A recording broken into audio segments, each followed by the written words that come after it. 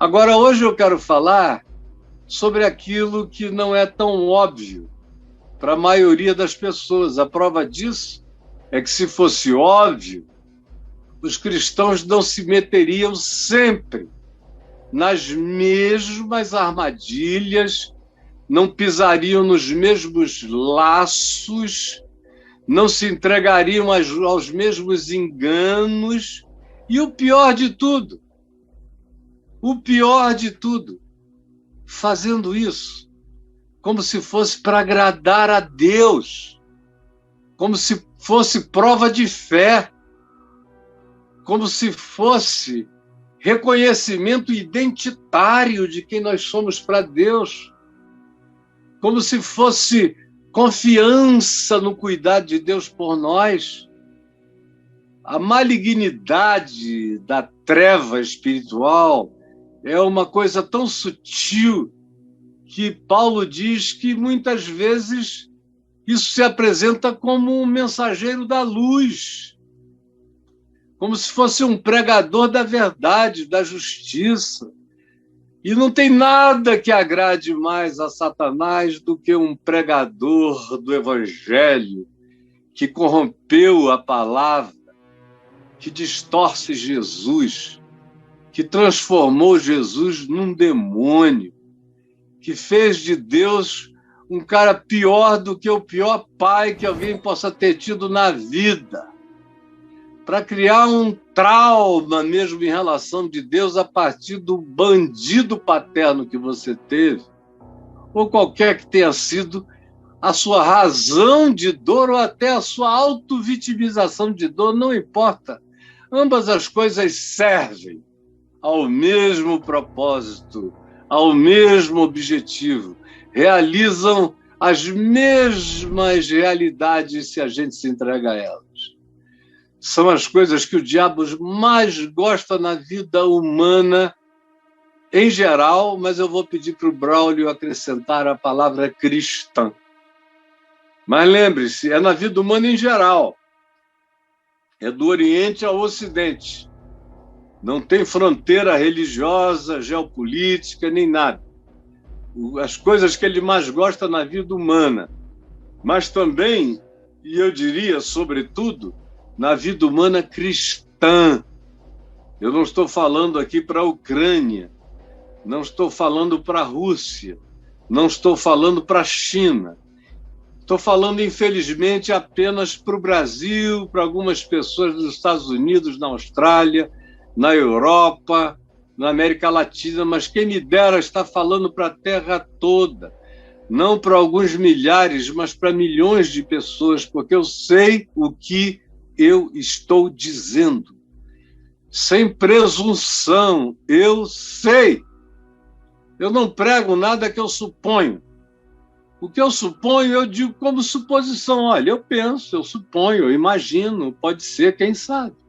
Mas aqui não, quando é evangelho, eu sei. Se você quiser ficar zangado comigo, fique zangado com o evangelho. Porque eu só estou lhe dizendo o que eu sei, e o que você, em lendo, saberá. Só não saberá se desejar não querer saber. Aí é um problema sério do seu coração faraônico, endurecido, coração de Nabucodonosor, coração de Belsazar, coração de gente dura, coração de Antíoco Epifânio, 1, 2, 3, coração de Herodes o Grande, coração de Gengis Khan, coração de Calígula, de Nero, do imperador Décio, de Domiciano, coração de seres que pintaram, que bordaram, que fizeram a sua vida miserabilizar a existência dos outros, coração de Idi Amin Dada, coração hitleriano, coração que trabalha contra a unanimidade, que tem ódio da unidade, que vive da divisão. E aí não tem nada melhor do que Deus nessa história. Porque todo mundo quer ter um pedaço de Deus. É por isso que Eu digo há mais de 35 anos que política deve ser feita em nome do homem, nunca em nome de Deus. Porque nós temos 2000 anos de história linear do evangelho que virou cristianismo no quarto século, nos provando que toda vez que Deus é invocado para um projeto político, Deus vira um ídolo, um Baal, um Moloque, para ungir as posições mais contrárias à mente, ao caráter e ao coração de Deus. Não ponha Deus, decida em nome de você mesmo. Política é para ser feita em nome do ser humano, não em nome de Deus, você me entendeu? Política em nome de Deus é sempre diabólica, manipuladora e perversa. E se você não enxergou nada, é porque você está cego e está surdo. Só não está mudo, porque fala muita besteira. Quero falar, portanto, sobre essas coisas que o diabo mais gosta da vida humana cristã, que não são aqueles clichês, que não são os clichês de não coma a mulher do fulano, não pegue o marido da cicrana, não vá para sacanagem, não entre numa relação promíscua, não faça suruba, não sei o quê. Isso aí, meu Deus, é óbvio! Ai, ai, ai, ai, ai. Eu não tenho mais nem coragem de falar nisso, porque eu já cansei, minha língua ficou seca. Há anos passados, não anos atrás, só tem um atrás, mas há anos passados, a minha língua ficou seca, eu não aguento mais. Tem coisa aqui que eu estou falando há quase 50 anos, aí eu vejo a nova geração pensar que é coisa nova. Aí eles ficam falando de novo, eu não tenho mais condição, digo, meu Deus, eu já falei disso aí 40 anos, 30 anos, e eles estão achando que a pólvora foi descoberta hoje, que a bola está quicando só agora, e aí falam nisso, e falam tolice, e não conhecem a história, e não sabem nada, e inventam maluquices, e vocês bebem, como diz o Salmo 73, bebem a largos sorvos. Bebem a largos sorvos.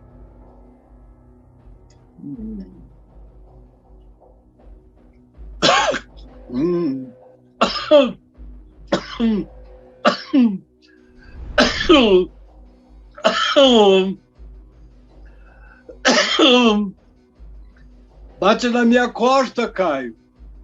Bate. Bate. O que foi, meu irmão? Não, eu bebi a largos sorvos e agora eu fiquei até sem respirar. Então pense aqui comigo, quais são as coisas que o diabo mais gosta na vida humana e especialmente na vida humana cristã? Olha o texto de Mateus 4, de 1 a 11. Eu, particularmente, já preguei nesse texto centenas de vezes, desde jovenzinho. Então, já falei nele sobre todos os aspectos e tem centenas de entradas e approaches. Mas hoje eu quero falar sobre aquela coisa mais básica, que até o mais tapado de todos os seres humanos não pode não entender. Porque quando eu sofistico um pouco mais, tem gente que diz, eu não entendi porque ele foi muito elevado ou muito profundo. Mentira, todo mundo que quer me entende. Mas eu não vou te dar nem esse pretexto. Eu vou te dar logo as 3 coisas que o diabo mais gosta. A primeira, com base em Mateus 4. A primeira coisa que ele mais gosta é um crente que crê em magia. Magia. É aquele cara que diz que para Deus tudo é possível. Como Jesus disse, para Deus tudo é possível. Mas que tudo é possível para Deus? Qual é o tudo que Deus pode tornar possível o que Deus quer tornar possível. Porque Deus é todo poderoso, mas ele não é todo flácido. Ele é todo poderoso, mas ele não é todo leviano. Ele é todo poderoso, mas ele não faz barganhas. Ele é todo poderoso, mas a promessa dele não está à venda. Ele é todo poderoso, mas ele é todo bom. Ele é todo misericordioso. Ele é todo justo. E a justiça dele não é medida na natureza. Na natureza, quem olha com olhos morais para a natureza, e a maioria absoluta, até os ateus, olham para a natureza com olhos morais. Como eu vi um garotinho ontem, meu filho Daniel me mostrou aqui um garotinho, garoto mesmo, menino, querendo aparecer na internet, se dizendo satanista. Aí eu fiquei ouvindo lá os argumentos dele, ele quer ser intelectual também, aí cita umas bobagens. Aí botou um leão comendo um cervo. Aí abriu a barriga do cervo e começou a comer, e levantava a cabeça com aquele sangue na juba. E ele dizia, qual é o Deus que, sendo bom, cria uma natureza onde o leão tem que comer o cervo?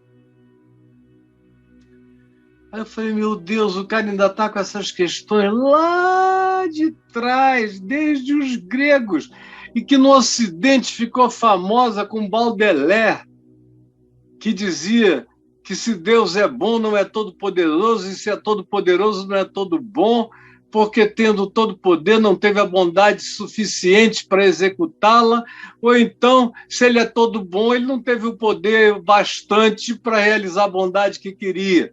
Ou se ele é todo poderoso, ele não é todo bom, porque tendo todo poder, não teve a vontade de caráter de fazer o bem.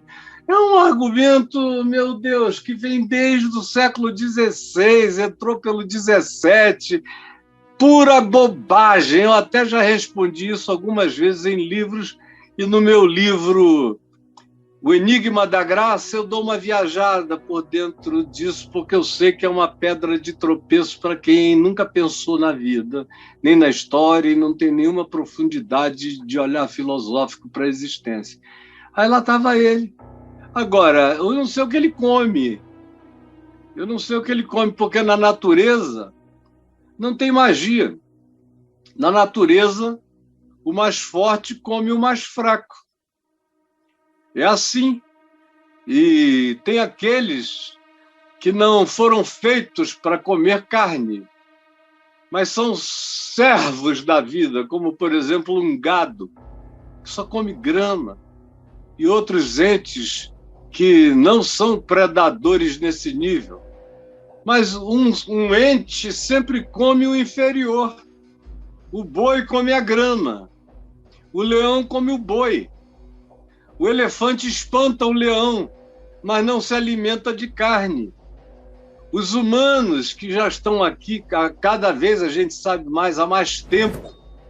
Ontem mesmo eu estava assistindo o 4º ou 5º documentário de natureza arqueológica e antropológica, mostrando evidências de civilizações humanas de 200 mil anos atrás, onde havia Homo sapiens sapiens, os sapiens erectus, havia neandertais, havia outros tipos de humanos que não eram exatamente como nós, mas já estavam aqui. Acabou que a nossa espécie prevaleceu, não porque fosse a mais forte, nem tampouco a mais inteligente, mas porque as circunstâncias naturais nos protegeram e nós eclodimos como a espécie prevalente no planeta para fazer essa miséria que a gente está fazendo nos últimos 12 mil anos, mas especialmente da Revolução Industrial para cá, os 200 últimos anos foram infernosos e os 50 últimos anos foram pavorosos. E a próxima década já vai ter contornos de natureza apocalíptica, branda, porém inquestionável. Agora, falar isso aqui, tem gente que já fica dizendo, mas e a magia? Caio, se eu somei as genealogias mencionadas no livro de Gênesis, dá quase 6.000 anos. Adão tem no máximo 6.000 anos. O teu Adão, meu filho, o Adão mítico. Porque houve muitos Adões antes desse Adão narrado em Gênesis. Houve muitos humanoides, houve muita vida. Se descobrem esqueletos perfeitamente humanos de famílias em cavernas, com pai, com mãe, com 3 filhos e com resto de comida. A ser identificada na sofisticação dos nossos exames atuais. Então, nunca foi de outro modo. Sempre foi dureza.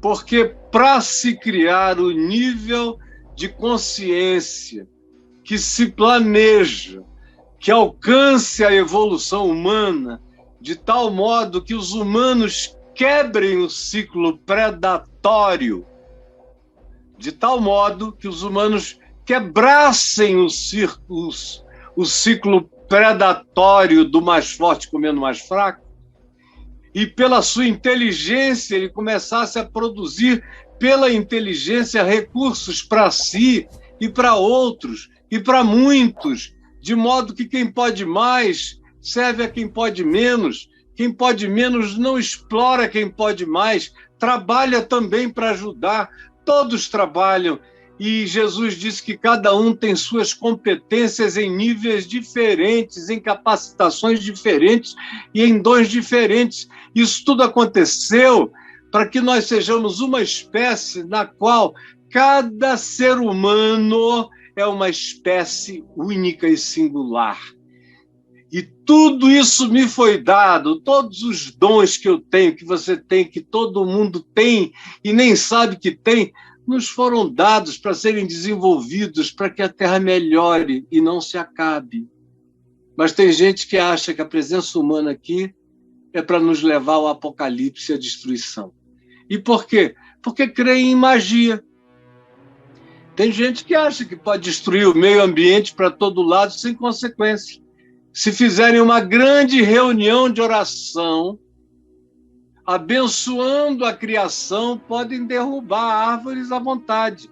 O cara pode chegar debaixo de um pé de sumaúma, de cumaru, de uma castanheira, de 600, 700, 800, 1.000 anos de idade e dizer obrigado, Senhor, porque eu vou ficar rico derrubando esse pé de cumaru, tem madeira aqui para sustentar minha vida 10 anos. Eu vai, bota 1.000 anos para baixo. Aí não se contenta, faz disso uma profissão, mas ele dá graças a Deus por estar destruindo a natureza que Deus criou, ao invés de usar a inteligência que Deus lhe deu para produzir. Magia, acham que é magia. Tudo é magia. Os cristãos de hoje creem em magia. Por exemplo, eles não se aproximam de um pai de santo porque eles acham que tem uma energia no pai de santo que vai colar neles. Se tiver um despacho na esquina, eles dão a volta, repreendendo, dizendo está amarrado, porque eles acham que tem um negócio ali que vai colar neles. Qualquer coisa, se alguém disser uma palavra negativa para ele, ele já sai amarrando em nome de Jesus, que é para aquela magia não se transformar em algo negativo contra ele. Quase todo mundo aqui é mágico. As teologias de vocês são mágicas. Deus se agrada de um cara que faz fimose, circuncisão judaica. Olha só, vê se pode. O Criador do universo separa os homens pelo cabresto do pinto. É uma maluquice danada. Por isso Paulo disse, olha, tudo isso é bobagem. Mas vocês creem nisso? Que Deus salva uma pessoa porque você jogou água na cabeça dela ou a mergulhou em algum lugar, ela está salva. É magia. Ela pertence a Deus porque ela come o pão e bebe o vinho. embora ela não se importe com seu próximo faminto já na saída do templo, mas ela é uma salva pela magia. Ela levanta a mão e diz que aceitou Jesus. Aí todo mundo aplaude, está salvo. Pela magia. Continua enfermo, doente, cabeça ruim, alma destruída, espírito todo esfrangalhado, sem paz, sem alegria, sem serenidade, ansioso, numa busca frenética, sabe Deus do quê, transferindo culpas para outros, transferindo infelicidades para outros, porque a magia não dá certo e não deu certo. Mas é magia. Esses cultos, esses pregadores para os quais vocês vão, 90 e tantos % deles são pregadores de magia. São coaches de magia, que ensinam você que se você aprender aquelas frases clichê e ficar repetindo, você é capaz até de reprogramar o seu DNA, já pensou? Pura magia! Ou como o cara que chega e diz, eu já fui em 2 funerais. Eu já fui a milhares. Ele disse que foi a 2. Chegou lá, abriu o povo e falou assim, se afastem porque esse pessoal vai levantar. E mudou de assunto, sabe por quê? Ninguém levantou. Mas ele conta metade da história para estimular a magia. Eu já fui a milhares de funerais. Milhares. Ninguém levantou, mas a família ficou em pé e foi para casa consolada. Ninguém ressuscitou, mas o pai e a mãe que estavam mortos de tristeza se revigoraram na vida e prosseguiram. Isso não é magia. Agora, no que você crê? Pode ser que a estrutura, a arquitetura, o arcabouço dos seus dogmas, das suas confissões, das suas crenças, sejam todas elas mágicas. Mágicas. Espero que você esteja me ouvindo bem, porque aqui, para mim, a minha imagem deu uma borolada, está ficando mais nítida, mas eu quero ser ouvido. Preste atenção. Então, a primeira coisa é magia. O diabo vem e diz a Jesus, se tu tem uma dúvida sobre a questão identitária. Qual é a tua identidade? Se Deus gosta de ti, se Deus aprova a tua identidade, se a tua identidade é divina, então realiza uma magia. Crê na magia. Põe a magia em prática. Pega pedra, como eu falei outro dia, e transforma em pão. Asgo. Come. Mastiga. Enfia na goela. Pega um negócio de pedra como esse aqui, vai fazendo comida para você, ó. Vai lá. É disso que o diabo gosta. Transforma a pedra em pães. Não é tua mulher, mas pode ser tua amante sem ninguém saber pro resto da vida. O dinheiro não é teu, mas você pode dar um jeito tão grande que ninguém vai descobrir, cara. Você está na maior dureza, mas vai transferindo de centavo em centavo, que daqui a um ano você está rico e ninguém viu. Transforma a pedra em pão, como tem aí esses apóstolos da escuridão, das trevas, dizendo, vá para o banco e pegue a sua comprovação eletrônica de saldo. Fique olhando para ela, porque o saldo vai subir, e você vai declarando em nome de Jesus que o saldo vai subir. E milhares de pessoas vão e creem nisso, e antes de irem até ver que o saldo não subiu, só baixou, e baixou porque ela pegou todo o dinheiro que tinha e deu para o corruptor, aí fica decepcionada com Deus, porque Deus me enganou, porque Deus me deixou ir para aquela igreja. Porque você tem livre-arbítrio, porque Deus não é mágico, porque não trata ninguém com magia, porque você escolhe, porque você vive com as consequências. E vai ter que aprender a viver com as consequências. Porque não há magia. Não há, se tu és o filho de Deus, faz mágica, porque Deus vai te honrar com magias. Atravessa desse lado daqui para o outro lado do rio, se Deus está contigo, como eu já vi. Eu já vi, no início da minha conversão, gente entrar nessa. O Senhor falou que o nosso grupo de oração vai atravessar o rio tal, lá no Amazonas. Aí escolheram, graças a Deus, um riacho pequeno, porque se fosse um rio grandão, ia ser morte certa. Aí os caras oraram e saíram. Foram saindo e o líder dizia, quando chegar na parte mais funda, o Senhor vai nos subir. Aí eles foram, quando chegaram na parte mais funda, quem não sabia nadar quase morreu, só não houve um desastre, porque alguns incrédulos ficaram na margem e salvaram todo mundo. Graças a Deus, mas magia é o que alimenta a vida de quase todo mundo. Tem gente que gosta de mim porque diz que eu não tenho fé. Porque diz que eu não tenho fé. Porque eu não prego magia. E eles só conseguem identificar fé com promessas mágicas. Eu não tenho nenhuma a fazer porque Jesus não me autoriza a fazê-las. O que Jesus diz é, nem só de pão viverá o homem, mas de toda palavra que sai da boca de Deus. Vai comer o evangelho, que você vai aprender o que é bom para viver e o que não é bom para viver. Mas não entre na magia de transformar o que não é naquilo que deveria ser do seu ponto de vista, porque não será. E você vai terminar apenas com o estômago cheio de pedra.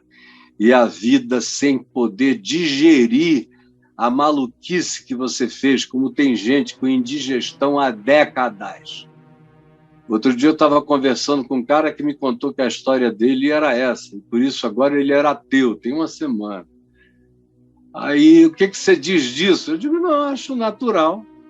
Se Deus para você era aquilo, e você se alimentou desse Deus, crendo que ele era Deus, e só comeu porcaria, está com indigestão de Deus já há quase 20 anos, é natural. Só vai passar quando você entender que Deus não é aquilo. Aí é melhor até ficar ateu mesmo. Fica ateu. Aí ele disse, o senhor não fica preocupado com isso não? Eu falei, nem eu, nem o Senhor. Porque ele te ama mais do que essas bobagens profissionais. Ele está vendo a tua dor, teu sofrimento, tua decepção. Orei com ele, quando eu acabei, ele falou, o senhor podia mandar o Pix para ajudar na construção da sua casa, porque até ela terminar eu vou ajudar todo mês. O ateu, eu falei, isso aí não é magia, né? Você vai mandar, vai chegar, vai virar tijolo, vai subir. E se um dia você quiser visitar, chegue lá que você será bem-vindo. Mas a primeira coisa que se ensina nessas teologias que se tornam populares é a magia. E a primeira magia é essa. Não tem que equivaler ao trabalho, nem ao esforço, nem ao estudo, nem a nada disso. Deus tem uma bênção mágica. E se ele te abençoar com a bênção da magia, até as pedras vão se transformar em pães. Aleluia! É ou não é, meu irmão? Não é isso que você está ouvindo para todo lado? Não é nisso que muitos de vocês embarcam? É proposta de Satanás, não deu para ver ainda não? Que tudo é em nome de afirmar a profundidade da sua identidade, da sua intimidade com Deus, mas é tudo mentira. Jesus sabia que o Pai não era o Pai das magias. Até os milagres dele trabalham dentro das leis profundas da natureza que ele próprio criou. Mas não tem operação de magia. Cada vez a gente entende mais a profundidade do milagre e da soberania de Cristo, operando desde as partículas subatômicas, as multiplicações de pães, a transformação de um elemento noutro, de água em vinho, na mesma natureza. Contém também H2O, contém tudo. Não faz nada estrambólico. As coisas têm sequência.